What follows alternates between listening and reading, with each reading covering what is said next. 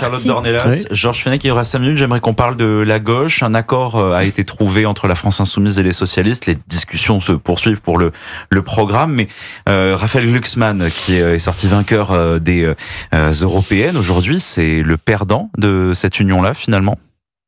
Ah bah oui, c'est le perdant parce que c'est le seul qui exprime une réticence. Alors certains expliquent que c'est sans Jean-Luc Mélenchon, comme si Jean-Luc Mélenchon à lui seul incarnait autre chose que la France Insoumise ces derniers temps.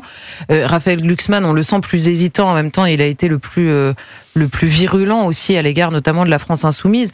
Mais je note que c'est précisément l'inverse qui se passe à gauche, c'est-à-dire qu'il y a un accord de principe, parce qu'il y a une reconnaissance justement de cette recomposition de la vie politique, et qu'à gauche on se dit, étant donné le score obtenu par le Rassemblement national et ce qui est en train de se dessiner potentiellement à l'Assemblée demain, à gauche nous avons des choses en commun, nous avons beaucoup de différences, mais nous avons des choses en commun qu'il est nécessaire de défendre ensemble. Je note que le principe de l'accord commande et que ensuite les discussions ont lieu. À droite, c'est l'exact contraire. C'est peut-être pour ça que la droite perd depuis des années. Un accord de... Vous oubliez peut-être d'insister sur le fait que LFI, quand même, connotation antisémite, notoire. D'accord, mais moi, je ne suis pas une électrice de gauche, donc ils se débrouillent et les électeurs choisiront. Comment sont-ils associés à ce parti, quoi ? Comment le PS a pu à nouveau se soumettre à Jean-Luc Mélenchon ? Oui, mais en fait, je pense que la moralisation de la vie politique n'a donné aucun résultat attendu par les gens qui l'ont moralisé. Donc, vous avez raison. Moi, on peut faire des commentaires sur ce que dit la France Insoumise à tel moment, etc. Au moment où il y a un accord, ce seront à leurs électeurs de décider si oui ou non ils voulaient de cet accord pour combattre ce qu'il y a en face. Je n'ai pas commencé, moi, à les moraliser sur les accords que fait la gauche. Elle se débrouille. Ils prennent leurs responsabilités. On verra dans les urnes si les électeurs les suivent. Pour moi, c'est un accord purement électoraliste. Et ceux qui ont voté mais c'est pas négligeable dans la vie politique, l'électoralisme. Ceux qui ont voté pour Raphaël Glucksmann aux européennes, voteront-ils pour un candidat LFI ? Ça. Est-ce qu'ils ne vont pas se détourner, effectivement je parle des vrais socialistes, des socialistes républicains. Est-ce qu'ils mettront un bulletin pour LFI, pour Madame Obono ou Madame... Non, je ne crois pas. Je crois qu'ils vont, au contraire, peut-être détourner le regard à ce moment-là.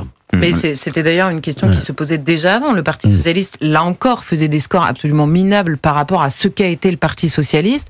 Raphaël Glucksmann, en effet, je pense par rapport à la France Insoumise, dans cette campagne, fait un score où il remonte clairement le score du Parti Socialiste. Et Olivier Faure décide de poursuivre cette alliance à l'Assemblée nationale. Encore une fois, les électeurs choisiront. Et évidemment qu'il y a des électeurs qui ont choisi Raphaël Glucksmann qui probablement n'accepteront pas cet accord, mais ils ont pris leurs responsabilités. En une phrase, et pour terminer, le Rassemblement national ne fera pas d'alliance avec Reconquête. Est-ce que c'est le plafond de verre, encore une fois, indépassable des alliances pour ce parti ? Là, en l'occurrence, ça ressemble quand même beaucoup à beaucoup d'histoires personnelles, en tout cas jusqu'à preuve du contraire.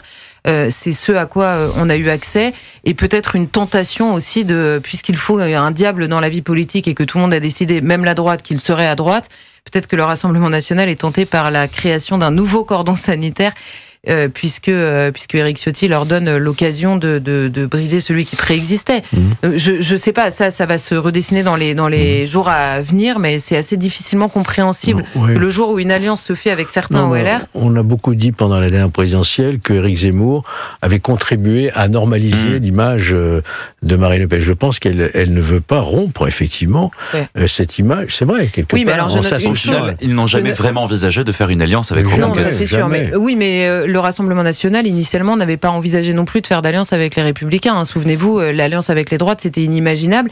Et par ailleurs, je note quand même, à l'avis de tous les Républicains qui hurlent depuis hier, que Éric Ciotti, président du parti, avait expliqué qu'en cas de second tour, Macron-Zemmour, il voterait Zemmour et personne n'avait quitté ce parti en hurlant et en criant au fascisme. Enfin, je tiens quand même à dire que pour l'heure où nous parlons, il n'y a pas d'alliance officielle ou d'accord officiel entre RN et LR. Non, il y a un accord. Ça a été une déclaration du président.